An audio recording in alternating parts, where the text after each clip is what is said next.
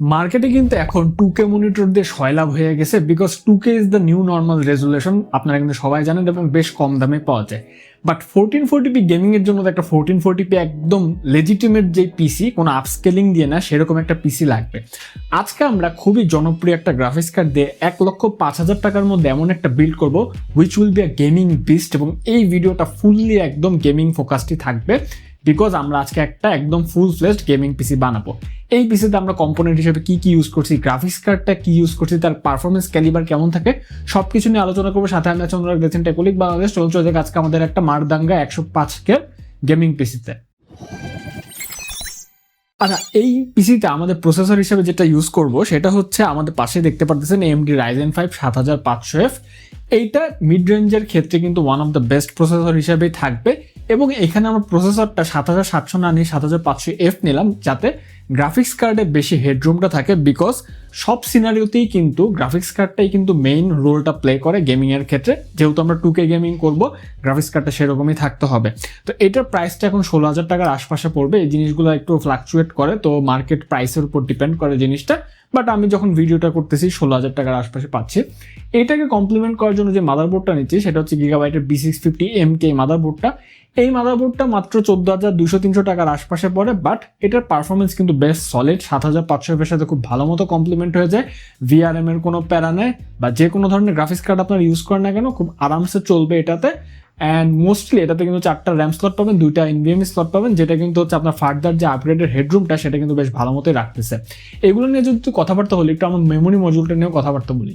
Memory মডিউলের ক্ষেত্রে প্রথমে যদি আমরা একটু র্যাম নিয়ে কথাবার্তা বলি, র্যাম হিসেবে আমরা যেটা নিচ্ছি সেটা হচ্ছে কোর্সারের ভেঞ্জেন্স 8GB DDR5 6000 মেগাহার্জের 16GB র্যামটা। এখন র্যামের মার্কেটের অবস্থা, SSD মার্কেটের অবস্থা ইজ নট গুড। DDR4 র্যামের অবস্থা আপনারা জানেন, আমি অনেকদিন ধরে DDR4 এর পিসি বানাতে পারতেছি না, বিকজ এক লাফে ওইটার হচ্ছে র্যামের প্রাইস প্রায় 2 আড়াই গুণ করে হয়ে গেছে। মানুষের অবস্থা খারাপ হয়ে গেছে, বেশি প্রাইস দিয়ে র্যাম নিতে হচ্ছে। যারা হয়তো 16GB নিতে পারতো এখন 8GB করে নিতে পারতেছে। DDR5টাও তার একটু ছোঁয়া লাগছে, দামগুলো একটু বাড়ছে। এটার দামটা 7,500 টাকার আশপাশে পড়বে, বাট এটা 36 টাইমিংয়ের। আরও কম টাইমিংয়ের কিংস্টন ফিউরি আছে, 30 টাইমিংয়ের কোর্সারই আছে, পাওয়াটা যায় না। যদি আপনারা ওটা প্রিফার করেন তাহলে হয়তো 500-600 টাকা একটু বেশি পড়বে, বলে দিলাম। এখন আমরা এটা নিয়ে যদি কথাবার্তা বললাম, SSD নিয়ে একটু কথাবার্তা বলি। SSD হিসেবে আমরা যেটা ইউজ করতেছি সেটা হলো কিংস্টনের NVT 500GB SSDটা, এবং এইটা আমার লাস্ট কয়েকটা বিল্ডে টানা ইউজ করতে হচ্ছে, বিকজ এর আশপাশে এখন কোনো কম্পিটিটিভ SSD সেভাবে কিন্তু অ্যাভেলেবেল নাই। আর যেহেতু Zen 4 বিল্ড, আমি কিন্তু অফকোর্স ট্রাই করবো Zen 4 SSD দেওয়ার জন্য, বিকজ হচ্ছে Zen 4 SSD হচ্ছে স্পিডটা যেমন বেশি পাবেন তেমন কিন্তু হচ্ছে আপনার সব দিক দিয়ে মানে কম্প্যাটেবল হয় আর কি। তো এটার দামও কিন্তু 5,000 টাকার মতোই পড়বে। তো এটা ইউজ করলাম। এখন আমাদের যেটা দেখা দরকার সেটা হচ্ছে গ্রাফিক্স কার্ড। গ্রাফিক্স কার্ড হিসেবে আমরা কি ইউজ করছি সেটা একটু দেখি। গ্রাফিক্স কার্ড হিসেবে যেটা নিছি আমার হাতে দেখতে পারতেছে, এবং এটা নিয়ে আমাকে অনেকে বলতেছে, বিল্ড রিকোয়েস্ট করতেছে, ভাই দেন দ্যাটস AMD Radeon 9060 XT। এটা হচ্ছে সাফায়ারটার দাম হচ্ছে আপনার 53-54 টাকার আশপাশে। এটা 16GB হচ্ছে আপনার VRAM, এবং এখানে কিন্তু বাজিটা মাত করে দিছে, বিকজ 16GB VRAM দিয়ে এরকম একটা গ্রাফিক্স কার্ড, যেটা কিন্তু ওর যে 7700 XT গ্রাফিক্স কার্ডটা আছে তার সাথে অন পার এবং ক্ষেত্র বিশেষে কিন্তু 2-3% এক্সট্রা ভালো পারফরমেন্স দেয়। এবং AMD কিন্তু তাদের এই জেনারেশনে কিন্তু আপনার হচ্ছে রে ট্রেসিং এর যে পারফরমেন্স সেটা কিন্তু সিগনিফিকেন্টলি বেটার করছে। তো সব দিক দিয়ে কিন্তু এই জিপিইউটাকে অনেকে ব্যাং ফর দ্য বাক হিসেবে মনে করতেছে, এবং যখনই আসে সাথে সাথে শেষ হয়ে যায়। এটা হচ্ছে আনঅফিসিয়াল জিপিইউ, আমি একটু বলে রাখলাম, but you will get the exact same warranty and everything, because অফিসিয়ালগুলোর দাম একটু বেশি হয়। তো এটা রাখলাম, বা আপনারা যদি অন্য অপশনে যেতেন সেটাও আছে, তাহলে হয়তো বা কিছু টাকা আপনার এক্সট্রা গুনতে হবে, বাট আমরা এটা ইউজ করছি। অ্যান্ড সাফায়ার নেওয়ার পিছনে আরেকটা রিজন হচ্ছে এটা কিন্তু আপনার এটার যে thermal performance it's one of the best. Sapphire যতগুলো জিপিইউ আমরা ইউজ করছি ভেরি এফিসিয়েন্ট ইন থার্মাল। ওকে, তো এটা থাকলো আমাদের। এখন আমাদের যেটা দেখতে হবে যে এই বিলটাকে তো পাওয়ার আপ করতে হবে। তো পাওয়ার সাপ্লাই হিসেবে আমরা কি নিয়েছি সেটা একটু দেখি। পাওয়ার সাপ্লাই হিসেবে আমরা ডিপকুলের PL550D এই পাওয়ার সাপ্লাইটা নিয়েছি, এবং এইটা হচ্ছে অনেকে বলবেন যে ভাই বিল্ডের জন্য 550 ওয়াট কি ইনাফ কিনা। Yes, enough. আমি হচ্ছে ভালো মতো এটাতে ধুমায় গেমিং করছি, অ্যান্ড হচ্ছে এটা কিন্তু নানা রকম আমি বেঞ্চমার্কও করছি এবং লোড ক্যালকুলেশন করে নিয়েছি। তো বলতে পারি 550 ওয়াট ইনাফ। বাট তারপর যদি কারো স্কুইমেশ থাকে পাওয়ার সাপ্লাই নিয়ে আপনার 650 ওয়াট নিতে পারেন, বিল্ডের কস্ট বাড়বে আর কি। ডিপকুল নেওয়ার রিজন হচ্ছে ডিপকুলের পাওয়ার সাপ্লাই বক্সের পেছনে সমস্ত রকম ইনফরমেশন দেওয়া আছে, এফিসিয়েন্সি কার্ভ থেকে শুরু করে কোন ধরনের প্রোটেকশন ইউজ করা হয়েছে, টপোলজি কি কি, যেটা কিন্তু আমি সবসময় হচ্ছে আপনাদের বলি যে এই জিনিসগুলোতে খেয়াল রাখবেন। আমাদের একটা পাওয়ার সাপ্লাইয়ের ভিডিও আছে, এবং কোন পাওয়ার রিলে কত পাওয়ার আউটপুট দিচ্ছে সবই একদম দেওয়া আছে। এবং this comes with warranty, ATX3 compatible also. New জেনারেশনের পাওয়ার সাপ্লাই বলা যায়, ট্রানজিয়েন্ট হ্যান্ডলিংটাও খুব একটা খারাপ হবে না। আর এটার দামটাও কম, মোটামুটি পাইছি 5,400 টাকার আশপাশে।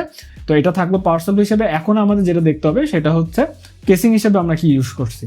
কেসিং হিসেবে আমরা যেটা নিচ্ছি সেটা হচ্ছে ম্যাক্স গ্রিনের S275-33 মডেলের এই কেসিংটা। এটা কিন্তু একদম ফুল টোটাল গ্লাস ভিউ কেসিং, অর্থাৎ উপরেও কিন্তু কোনো রকমের হচ্ছে শ্রাউড নাই, যেটা আর কি মেশ প্যানেলের শ্রাউড থাকে সেরকম কিছু নাই, ডাইরেক্ট কিন্তু আপনার গ্লাস ইউজ করছে। তো আপনারা চারদিক থেকে কেসিংটা কিন্তু দেখতে পারবেন এবং দেখতে খুবই নাইস লাগে। এবং এইটা ফ্যান ছাড়া আসে না, তো ম্যাক্স গ্রিনের একটা ফ্যানের সেট আমাদের এটার সাথে লাগিয়ে নিতে হয়েছে এবং ফ্যানের সেটটার জন্য আলাদা কস্ট ছিল, বাট দুইটা মিলে কেসিংয়ের প্রাইসটা 4,000 থেকে 4,100 টাকার আশপাশে পড়ছে, যেটা আমার মনে হয়েছে কিন্তু বেশ হচ্ছে পকেটের জন্য বেশ ভালো, খুব একটা চাপ দিচ্ছে না, বাট গ্রেট একটা কেসিং পাওয়া গেছে। এটা ম্যাটেরিয়ালটাও বেশ ভালো। আপনার এটাতে মোটামুটি হচ্ছে ফ্যানগুলা খুলে যদি 240 mm রেডিয়েটর লাগাতে চান সেটাও কিন্তু পারবেন। মোটামুটি সব রকমের অপশন থাকতেছে, হালকা ছিমছাম ছোটখাটো একটা কেসিং, দেখতে কিন্তু বেশ ভালোই লাগে, এটা নিতে পারেন। But casing is always your personal preference, যেটা হচ্ছে আপনার নিতে পারেন, বাট এই বিল্ডের জন্য আমি এটাকে আর কি পিক করছি। আর আরেকটা জিনিস আমরা করছি, এই বিল্ডে আমরা একটা কুলারও দিছি, যেটা কিন্তু বিল্ডের কস্টের বাইরে, অর্থাৎ আপনারা চাইলে লাগাই নিতে পারেন বা নাও লাগাই নিতে পারেন। আমরা যেটা নিচ্ছি, কারণ আমি চিন্তা করলাম যে একটা গেমার যে গেমিং করবে সে কিন্তু হচ্ছে অনেক লং টাইম গেমিং করে, তো সেই ক্ষেত্রে স্টক কুলারে 7,500 is not a good idea এটার সাথে চালানো, because it gets really hot. মানে 7,500 কিন্তু বেশ মাথা গরম একটা প্রসেসর। তো এটার জন্য আমরা আর্কটিকের ফ্রিজার 36 ARGB কুলারটা নিয়েছি। অল ARGB হচ্ছে আপনার দুই দিকে পুশ অ্যান্ড পুল কনফিগারেশনে করা, অ্যান্ড এটাতে আপনার ARGB সাপোর্টও পাবেন। 2000 RPM পর্যন্ত ম্যাক্স স্পিড যায় আপনার। ফ্লুইড ডাইনামিক বিয়ারিং এর একটা হচ্ছে আপনার ফ্যান এবং ARGB সাপোর্ট তো আছে, এটা আমি বারবার বলতেছি। মোদ্দা কথা, আমার মনে হয় 4,000 টাকার আশপাশে এই কুলারটা ভালো। আরও অপশন আছে, ডিপকুল লেকে 400 জিরো ডার্ক প্লাস আছে, তো এটা যদি আপনারা অ্যাড করেন তাহলে বিল্ডের কস্টটা একটু বেড়ে যাবে। বাট এটা হচ্ছে আপনার মানে আরবিটারি, ইচ্ছা হলে লাগাবেন বা লাগাবেন না। তো টোটাল বিল্ডের যদি আমরা কুলার বাদে, আমি আমার কোনো বিল্ডে কখনো কুলার টুলার ভাবে দেই না, বাজেট বিলগুলোতে অনেক চাপাচাপি করি, তো কুলারটা ছাড়া কস্ট আসবে হচ্ছে 1,05,000 টাকা। 1,05,000 টাকা একদম ফুল ফেস টুকে একটা গেমিং পিসি। আর যদি আপনার কুলারটা নেন তাহলে 4,100 টাকার মতো অ্যাড হবে, তাহলে হচ্ছে আপনার 1,09,000 টাকার আশপাশে কিন্তু পুরা বিলটার প্রাইস আছে। তো এখন যেটা ইচ্ছা আপনার নিতে পারেন। এখন আমাদের যেটা নিয়ে কথাবার্তা বলতে হবে যে এই বিলটার বেঞ্চমার্কে কি অবস্থা। তো আমরা কিছু গ্লিমস দেখবো, গ্লিমস দেখার পর একটু বেঞ্চমার্কে চলে যাই।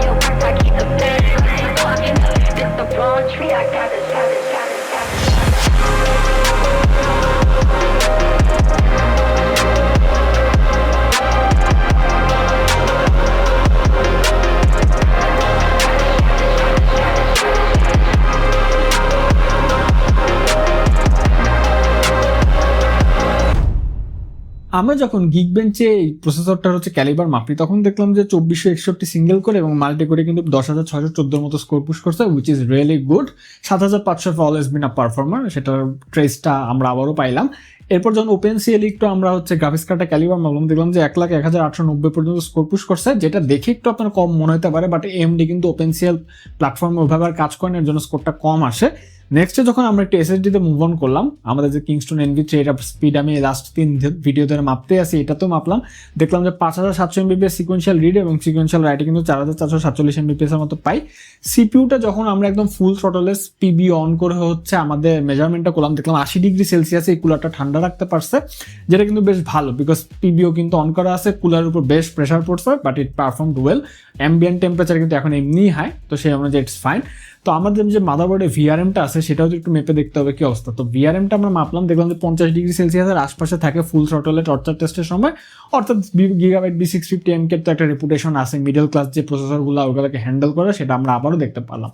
আমরা যখন একটু গেমিংয়ে মুভ অন করলাম, এটাই তো মেইন আর কি। গেমিংয়ে মুভ অন করার সময় যেহেতু আমার কাছে 2K মনিটর ছিল না, 1080p-তে বেঞ্চমার্কগুলো করছি, আমরা স্পাইডারম্যান 2 গেমটা প্রথমে খুললাম, একদম ম্যাক্স প্রিসেটে ক্র্যাঙ্ক আপ করে, মানে কোনো কিছু বাদ দেই নেই। তো দেখলাম যে হচ্ছে অ্যাভারেজে 88 FPS এবং 1% মতো 46 FPS এর মতো দিচ্ছে, হুইচ ইজ কোয়াইট গুড।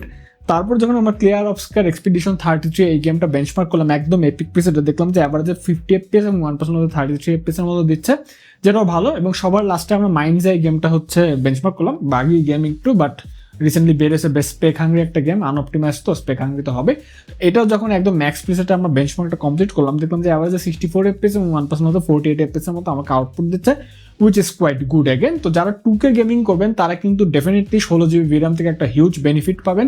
এটা ছাড়াও কিন্তু টপ অফ দ্য লেয়ার আপনারা FSR 4 এর সাপোর্ট পাবেন। তো এই জিপিউটা আপনার বিল্ডের লংজিভিটি বাড়ায় দেবে। এখন একটা কোয়েশ্চেন আছে যে আচ্ছা এই গ্রাফিক্স কার্ডটা তো PCI Zen 5 16 লাইনের গ্রাফিক্স কার্ড, মাদারবোর্ডটা কেন PCI Zen 4 আপনারা 16 লাইন ইউজ করছেন? এখানে একটা সুন্দর একটা বটম লাইন আছে। আপনারা চাইলে B850 মাদারবোর্ডে যেতে পারেন, বাট যেসব গ্রাফিক্স কার্ডে 16GB VRAM আছে সেগুলো কিন্তু PCI Zen 4 16 স্লটের মাদারবোর্ডেও খুব একটা পারফরমেন্স ড্রপ করে না, 1% হয়তো বা পারফরমেন্স ড্রপ করে। তো সেটার জন্য যদি আপনি চিন্তা করেন না 14,000 টাকা খরচ করে আমি আবার ওটাতে যাবো, তাহলে হচ্ছে যেতে পারেন। এখানে যদি গ্রাফিক্স কার্ডটা 8GB VRAM হইতো তাহলে কিন্তু হচ্ছে আপনার ঝামেলা পেকে যেত, B850 মাদারবোর্ডে যেতেই হতো। যেহেতু 16GB VRAM তাই কোনো প্যারা নাই, এটা আমি বলতেছি না, আপনারা চাইলে হার্ডওয়্যার আনবক্সের ভিডিওটা আবার দেখে আসতে পারেন, কোনো প্যারা নাই। এই ছিল আমাদের বিল্ড, কেমন লাগলো নিচে কমেন্ট করে জানাতে পারেন। আর হচ্ছে আমাদের যে একটা গ্রুপ আছে টেকোলিক বাংলাদেশ, সেটাতে জয়েন হয়ে যেতে পারেন, সেটাতে আমরা এই ধরনের বিল্ড নিয়ে তারপর অনেক কিছু অনেক আলোচনা করি। আর আরেকটা কাজ করতে পারেন, ভিডিওটা ভালো লাগে লাইক দিবেন। তো দেখাবো অন্য কোনো ভিডিওতে, তাহলে good bye and definitely Al get on next one.